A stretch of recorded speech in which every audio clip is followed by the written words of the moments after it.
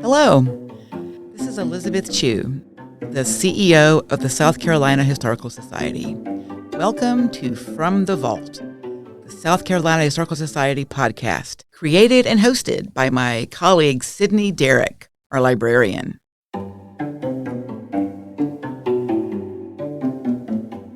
This podcast will demystify archives. I am passionate about convincing people that archives are not in any way boring. They are, in fact, incredibly interesting. Who doesn't like to read stories about other people? Imagine spending all day long in a library reading someone else's diary. That is what historians and people who use archives do every day. From the Vault, we'll be telling stories of all South Carolinians from the perspective of the many fascinating items in our large and important archival collections. Hello and welcome to From the Vault, the South Carolina Historical Society podcast. As you just heard from Elizabeth, I'm Sydney Derrick, librarian at the Society. In this episode, we're going to talk about some early declarations of independence right here in South Carolina. That's right, there were some parts of the state, or then colony, who put themselves forth as independent even before July 4th, 1776. And the pronouncements here were in large part due to one man, William Henry Drayton. But before we get into all that, let's hear some announcements. Our newest exhibition, Voices of Revolution in South Carolina, is on view now at our museum in the Fireproof Building at 100 Meeting Street in Charleston. It commemorates the 250th anniversary of the American Revolution and features original manuscripts from the Historical Society's collection and generous loans of fascinating artifacts from our sister institutions across the state. The exhibition highlights the roles of all South Carolinians in the struggle for American independence. The SCHS Museum is open Tuesday through Saturday, 10 a.m. to 4 p.m., and admission is only $1.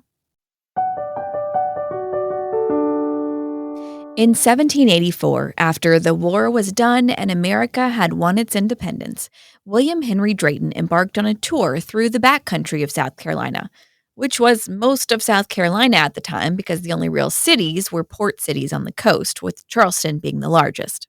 Drayton kept a journal of this tour and talks about the places he stopped, including a place called Greenville, which was a relatively new name at the time for an area originally called Long Bluff, and it's located in today's Darlington County. Got all that? A little bit confusing.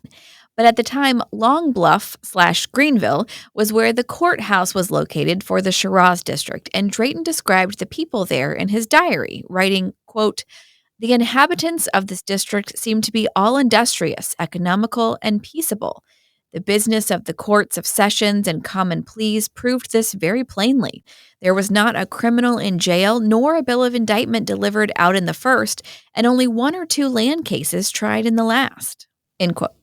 About 10 years before Drayton wrote those words, the people of Long Bluff and Shiraz District were some of the first to present the possibility of independence from Great Britain, more than a year before the Declaration of Independence. But they aren't the only ones, so the early call for independence in parts of our state is our topic for today's episode.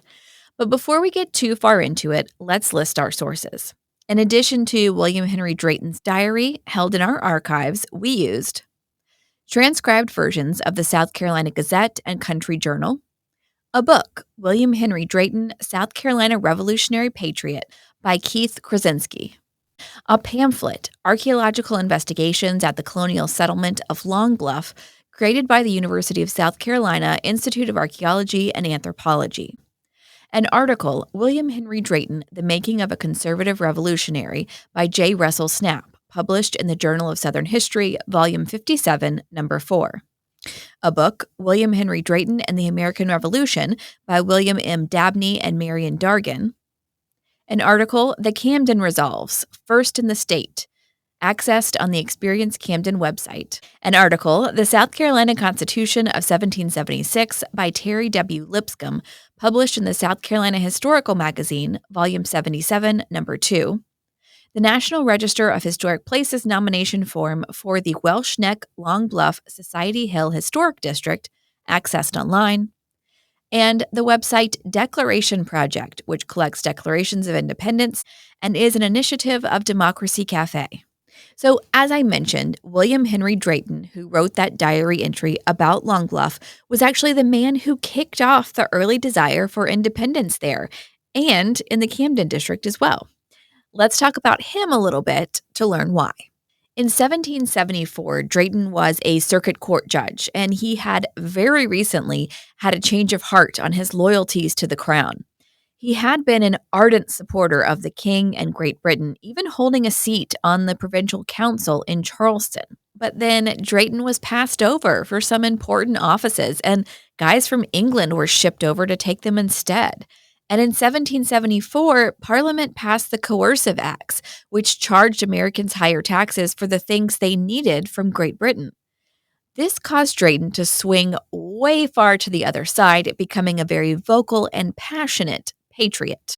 His travels through his circuit in late 1774 began in the Camden district, and Drayton gave a charge to the grand jury there on November 5th.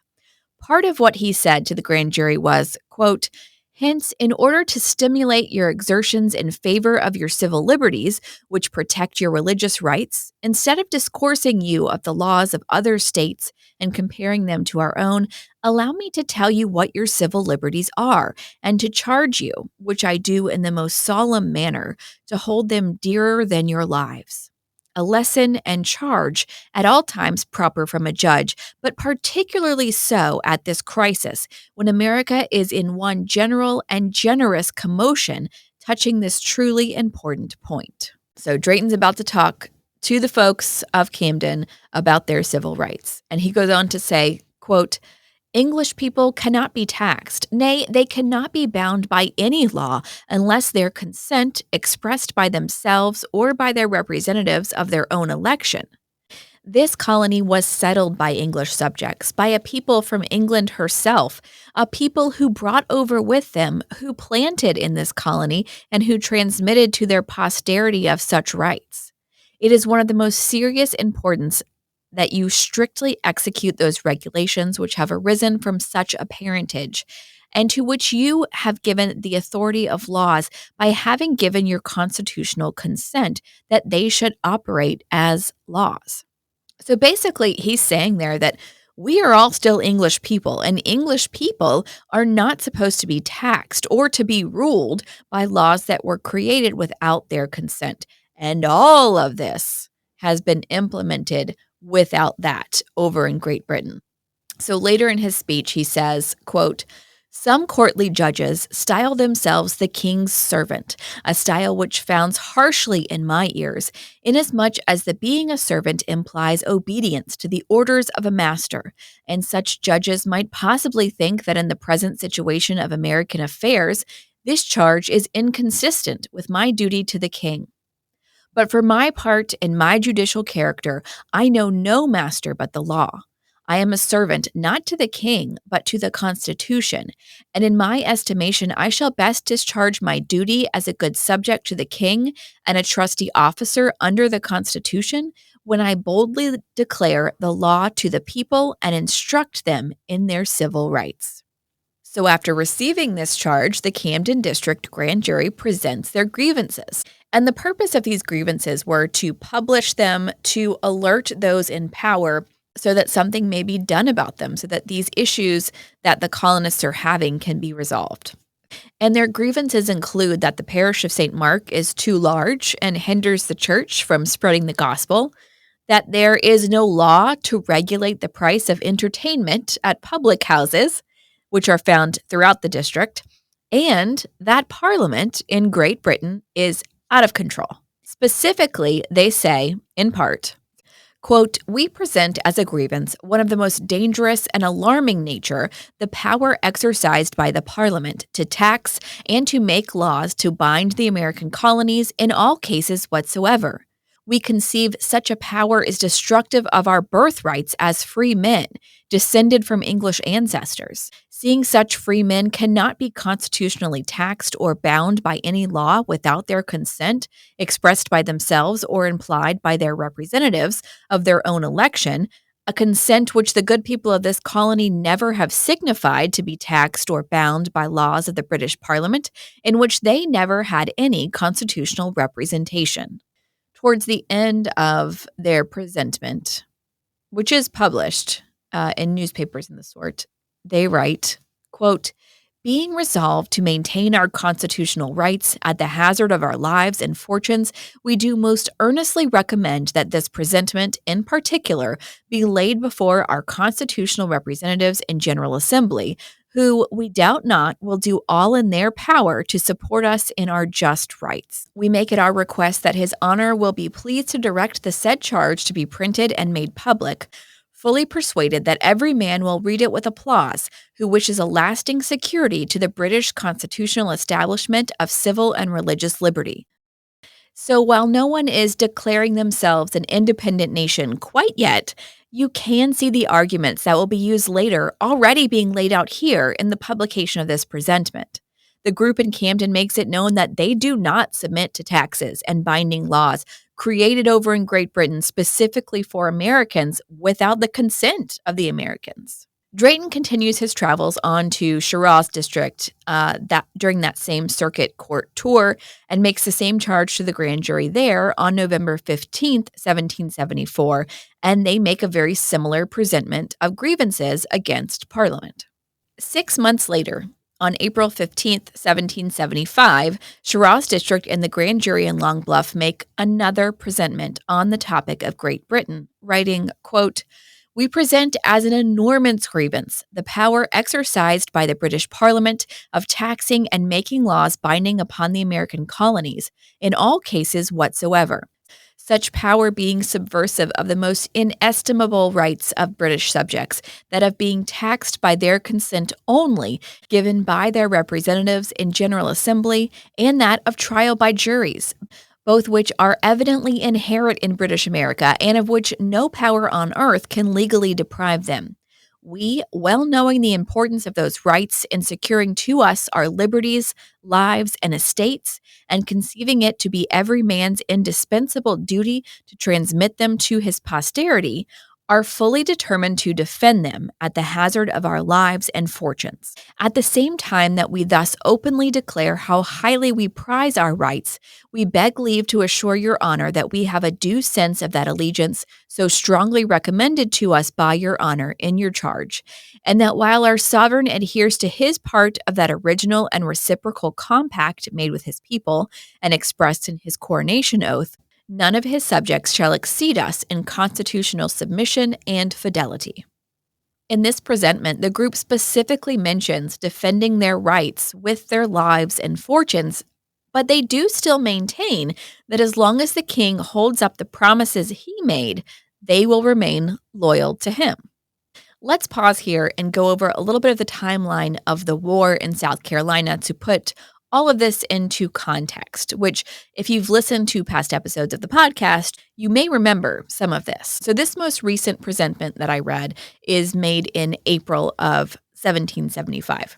Just a few months later, in June of 1775, the South Carolina Provincial Congress met for the second session and hammered out some details of the future, including pledging to use lethal force to defend their freedom against Great Britain if necessary. The Provincial Congress also forms a Council of Safety, which acts as the governing body of the state. By September of that year, the Council of Safety had formed military regiments, one of which took Fort Johnson in Charleston from the British. And all of this caused the newly arrived Royal Governor, Lord William Campbell, to dissolve the colony's General Assembly and escape to one of the British ships stationed in the Charleston harbor. So everyone, it seems, is gearing up for a possible war. The next year, in March of 1776, those preparations ramp up even further.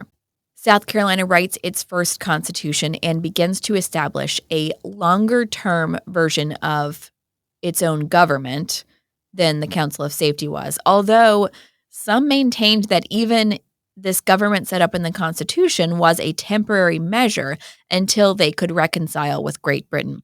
In fact, this is why the chief executive of South Carolina in this new government formed by the Constitution was called the president and not the governor, because only the king could appoint a governor. The president was just in charge until everything went back to normal and a new governor was appointed once the reconciliation happened.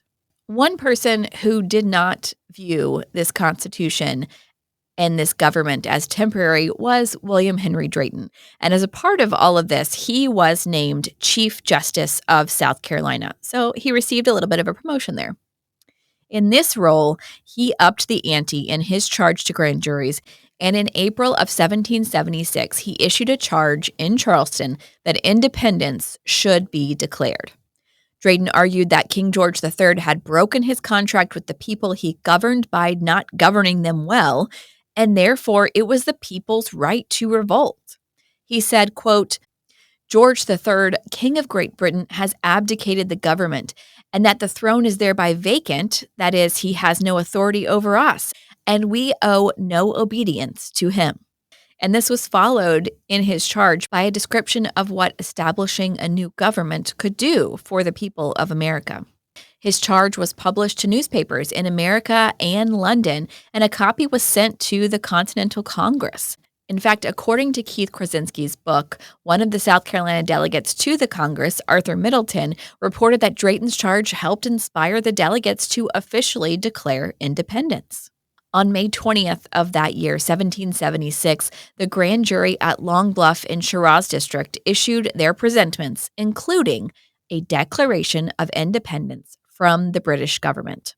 They write in part, quote, the Parliament and Ministry of Great Britain, by their wanton and undeserved persecutions, have reduced this colony to a state of separation from her, unsought for and undesired by them, a separation which now proves its own utility as the only lasting means of future happiness and safety. End quote.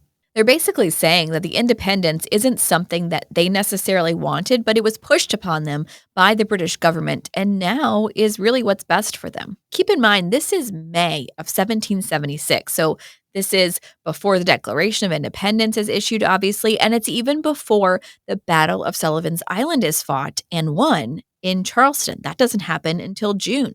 There were many other places within the colonies who declared independence before the larger Declaration of Independence was issued, not just here in South Carolina, and that really illustrates how fervent this desire was across many of the colonies in America. But the Long Bluff Declaration was one of the first, and it happened here in South Carolina. Well, that's going to do it for this episode. We'll see you back here on the second Monday of December for our next one. Thanks for listening.